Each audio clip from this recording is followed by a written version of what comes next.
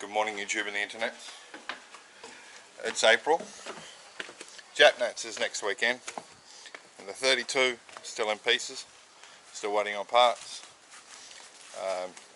which means I'm certainly not going to be competing in Japnats to defend my title. It's very disappointing because that was the main reason I bought that car. However, this week I realised I have another Japanese car that I can run.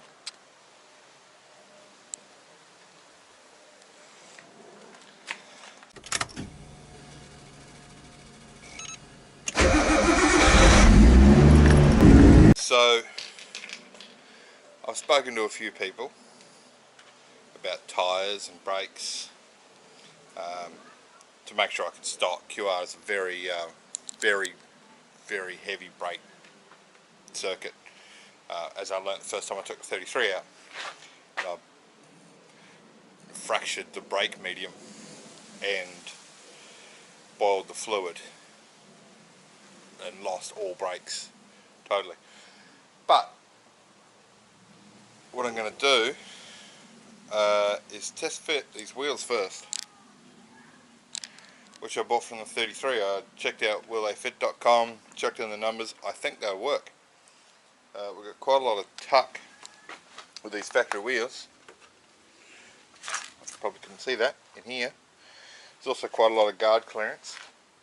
The rolling diameter should be very similar, because that's a 17-inch wheel and that's a 16, but it's a lower profile tyre. These tyres are not what I'll be running, although this is what I ran in Japnats my first time, these Pirellis. But if this fits and I can do it, I've got another tyre lined up to run. Now, this car would be in C2 class, I think it's called, which is NA above 2 litre. That's pretty much it. Street class. So, you know, you've got to have a full interior in the front to the car. All your glasses got to be factory. You got to have a lot of your internal trim still got to stay there. No turbos allowed. Obviously, it's NA class. No real lightweighting. Got to have passenger seats. You got to run. I mean, there's still plenty of stuff you could potentially do, but I'm not going to do it for 2 reasons. One, I want to see how it goes as a stock 300 ZX NA. It's going to be slow, but also I don't have time. I've got 1 week to prepare the car, having not started, because I've just gotten the car back today because my son had it with him. He went away to my parents' house for a week to get more practice driving. He's on his learners. So I'm going to test fit these now on the front, see if I can make them work, and then if I can do that, I've got some work to do, and I might see you at Japnats after all. Well, YouTube and the internet, it fits. Well, it appears to fit anyway. I need to jack it back up. Yeah, we've got, you can't see, but there's the upper control arm, sort of, or the upper arm of the upright bends in there. It clears that. But I need to be able to turn the wheel lock to lock without hitting anything. We still don't have any poke, so that's good. I don't think I'll even need to roll the guard to make that wheel work. I have to do the rears, but I think there's plenty of room up here. Seems to be plenty of room in there. So now I'll just jack the car back up, turn it lock to lock, and make sure we're not clashing anywhere. Okay, I'm selling the car. He's going to turn the wheel left, yeah, all the way. Does that feel like the normal stopping spot for that wheel? Okay, let's have a look under here. Probably can't see a lot. One place that might hit is up here, and I can't actually see it. The traction arm. Oh no, I can get my hand in there. Get my hand in there. That I already checked under load. Fits in there. Okay. Full right.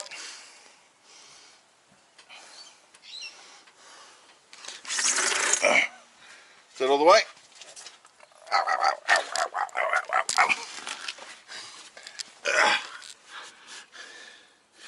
Just go. Have you got your foot on the brake? No.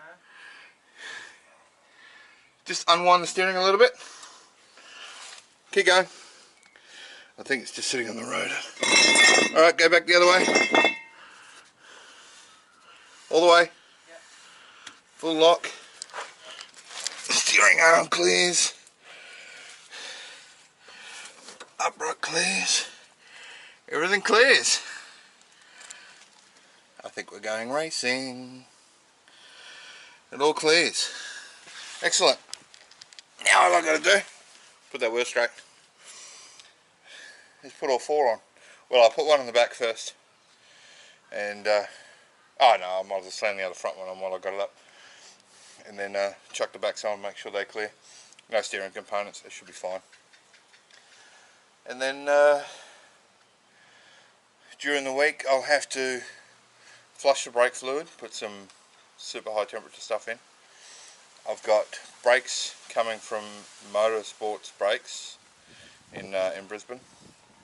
Pads only, front pads, which are a pad that they want some feedback on.